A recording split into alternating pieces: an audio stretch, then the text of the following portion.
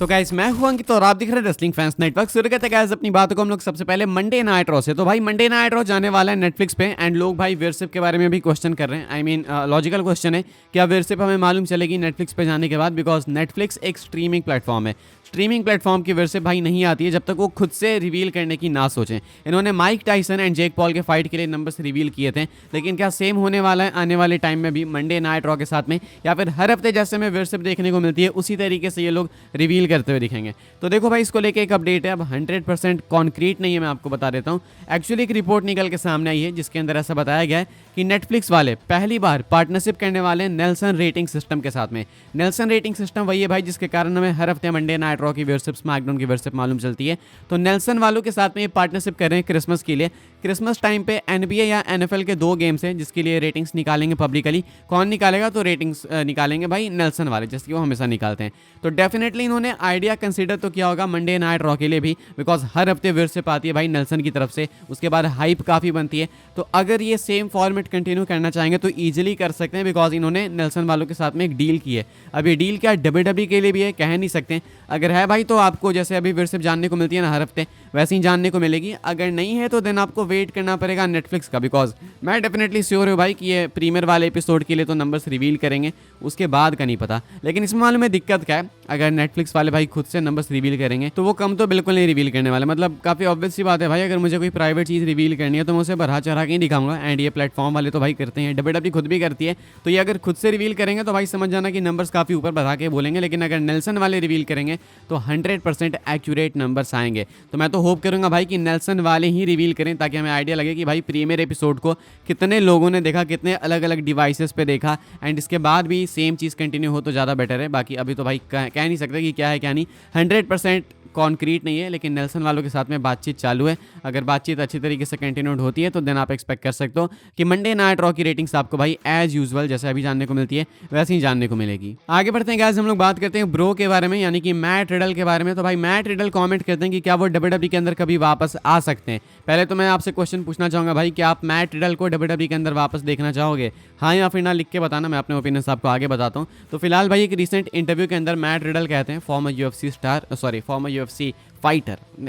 Farmer UFC talent, कहते हैं भाई मैट रिडल कि वो डब्ल्यूडब्ल्यूई के अंदर आना तो चाहते हैं बट ओनली इफ अगर डब्ल्यूडब्ल्यूई उनको लाना चाहती है। इनका कहना है कि डब्ल्यूडब्ल्यूई के अंदर वापस आएंगे, लेकिन अगर डब्ल्यूडब्ल्यूई इनको सामने से बुलाएगी तो, जो कि टू बी ऑनेस्ट नहीं होने वाला है। बिकॉज मुझे नहीं लगता है कि डब्ल्यूडब्ल्यूई के दिन इतने खराब हो चुके हैं भाई कि उनको मैट रिडल को बुलाने की नीड है। हाँ वो अलग बात है कि भाई मैट रिडल अगर ब्रॉक लेसनर के लेवल पे पहुंच जाएं, ब्रॉक लेसनर की तरह ट्रेनिंग वगैरह करके, लेसनर की तरह अलग अलग जगह पे कम्पीट करके, तो देन तो डब्ल्यूडब्ल्यूई भाई बुला लेगी। लेकिन अभी तो भाई ये ब्रॉक लेसनर को भी नहीं बुला रहे हैं, तो मैट रिडल को तो क्यों ही बुलाएंगे? अगर किसी को बिल्कुल नहीं पता तो भाई मैट रिडल भाई सिक्योरिटी ऑफिसर से एयरपोर्ट पे फाइट कर रहे थे, तो उनके काम में बाधा वगैरह डाल रहे थे और भी अलग अलग चीज़ों में फंसे हुए। तो इसलिए मैट रिडल को भाई कोई लाना नहीं चाहता अपनी कंपनी के अंदर। इवन सोचो भाई AEW जैसी कंपनी भी मैट रिडल को नहीं लाना चाहती है, तो डब्ल्यूडब्ल्यूई क्यों ही बुलाना चाहेगी? लेकिन रिडल का क्लेम करना है भाई कि मैं तो आऊँगा डब्ल्यूडब्ल्यूई के अंदर अगर डब्ल्यूडब्ल्यूई वाले मुझे बुलाएंगे। तो इनका ये भी कहना था कि इंटरव्यू के अंदर कि ये काफ़ी श्योर है इस चीज़ को लेकर कि इवेंचुअली वो टाइम आएगा जब डब्ल्यूडब्ल्यूई वाले इनको इन्वाइट करेंगे। ये भी क्लेम करते हैं कि रैंडी ऑर्टन काफ़ी मिस करते हैं इनको।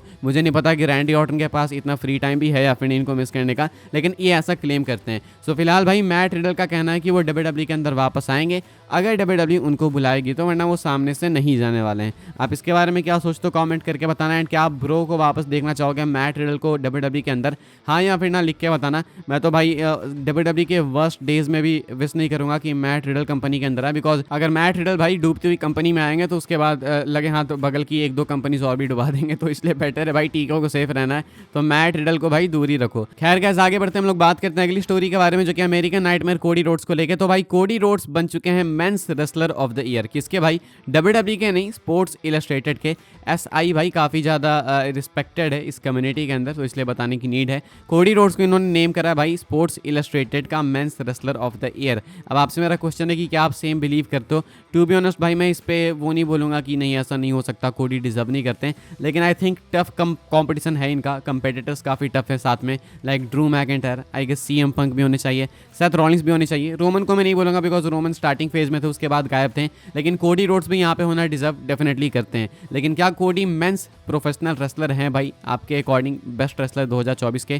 कमेंट करके बताना। मुझे ऐसा लगता नहीं है, मैं मैकिंटायर को वोट करूँगा, लेकिन मैं ये भी नहीं बोलूँगा कि कोडी बिल्कुल डिजर्व नहीं करते हैं। आप क्या सोचते हो इसके बारे में कमेंट करके बताना। मैं शायद यहाँ पे भाई इस लिस्ट के अंदर जे ऊसो को भी रखना चाहूँगा, और भी 2-3 नेम्स है ऊपर से, लेकिन आई थिंक कोडी भी ठीक ठाक है, बट आई थिंक मैकिंटायर ज़्यादा डिजर्व करते हैं। आगे बढ़ते हैं गाइस, हम लोग बात करते हैं अगली स्टोरी के बारे में, जो कि ड्रू मैकिंटायर को ही लेके। मैकिंटायर कमेंट करते हैं भाई एक पॉसिबल फ्यूड के बारे में, जो कि कोडी रोड्स के अगेंस्ट शायद इनकी कभी हो या फिर होनी चाहिए। आप कमेंट करके बताना। मैकिंटायर टिकटॉक पे अपनी स्ट्रीम में इस चीज़ को भाई कहते हैं Cody and I it's going to be big when it happens. कहते हैं कि मैं और कोडी जब फ्यूड करेंगे ना आपस में, तो बहुत मैसिव होगा, जब भी होगा बहुत मैसिव होगा। तो डेफिनेटली भाई फैंस इस चीज़ को देखना चाहते हैं, इस मैच को देखना चाहते हैं। पहले भी मैच हो चुका है, इवन ड्रू मैकिंटायर पिन भी कर चुके हैं कोडी को। वो अलग बात है कि सोलो ने इंटरप्ट किया था, लेकिन मैकिंटायर पिन कर चुके हैं। लेकिन अब वो टाइम थोड़ा सा बीत चुका है, ऐसा नहीं कि बहुत पहले हुआ था, थोड़ा सा बीत चुका है। एंड मैकिंटायर अभी और भी ज़्यादा एनहांस हो चुके हैं। कोडी अनडिस्प्यूटेड चैंपियन है। नाउ इमेजिन मैकिंटायर, ये वाले McIntyre versus Cody Rhodes. McIntyre जो कुक करने वाले ना कोडी को, शायद इवन केविन ओवेंस भी फेल हो जाए। Kevin Owens and Drew McIntyre भाई मेरे 2 करंट फेवरेट कैरेक्टर्स हैं WWE के अंदर। तो ये भाई कुछ मैकिंटायर की स्टेटमेंट कोडी रोड्स के ऊपर, जब इनसे टिकटॉक स्ट्रीम पे क्वेश्चन किया गया कोडी रोड्स के बारे में एंड उनके अगेंस्ट एक पोटेंशियल फ्यूड के बारे में। क्या आप देखना चाहोगे इनकी फ्यूड? एंड अगर हाँ तो भाई इनका फाइनल मैच, पहला मैच तो नहीं, फाइनल मैच आप कहाँ पे देखना चाहोगे? कमेंट करके बताना। आगे बढ़ते हैं गाइस, हम लोग बात करते हैं आखिरी स्टोरी के बारे में, जो कि एक शॉकिंग WWE कैरेक्टर को लेके। मैं अभी पहले स्पॉइल नहीं करूंगा, पहले मैं आपको ये पिक्चर दिखाऊंगा, ठीक है? ये पिक्चर आप लोग अपनी स्क्रीन पे देखो एंड सबसे पहले गेस करो ये कैरेक्टर किस रेसलर के लिए है। सीधा पहले गेस करो, उसके बाद मैं आपको पूरी कहानी बताता हूँ। जितने भी लोग देख रहे हैं कमेंट करो ये कैरेक्टर किस रेसलर के लिए बनाया गया था या फिर बनाया गया है। आप अपने गेसेस देना, अब मैं आपको बताता हूँ। इसका नाम है ब्रॉन सोमैन। ब्रॉन स्ट्रोमन नहीं, ब्रॉन सोमैन। एक्चुअली भाई रायन सैटिन ने इस चीज़ को रिवील किया। ये एक ट्वीट करते हैं, आप देख सकते होगे। कहते हैं I would like to use this opportunity to remind everyone that before Braun debut there was a pitch to give him a magician gimmick named Braun Strowman.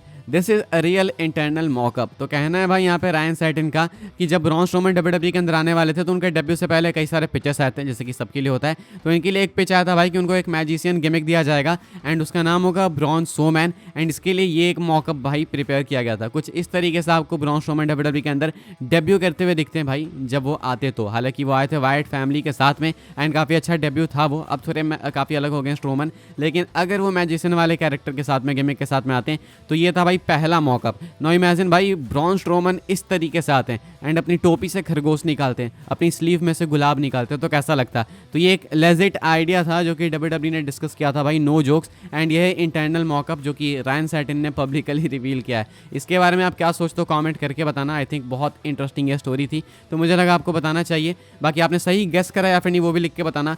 I hopes आपको इन्फॉर्मेशन मिली हो इस वीडियो से। मिले तो video को like करें, share करें, subscribe करें चैनल को, ताकि आने वाले टाइम के अंदर आपको और भी WWE की न्यूज़ अपडेट्स सबसे पहले जानने को मिलती रहे। फॉलो कर सकते हैं आप लोग मुझे इंस्टाग्राम एंड ट्विटर पर, लिंक आपको मिल जाएगी डिस्क्रिप्शन में। ज्वाइन कर सकते हैं व्हाट्सएप चैनल को, उसके भी लिंक डिस्क्रिप्शन में।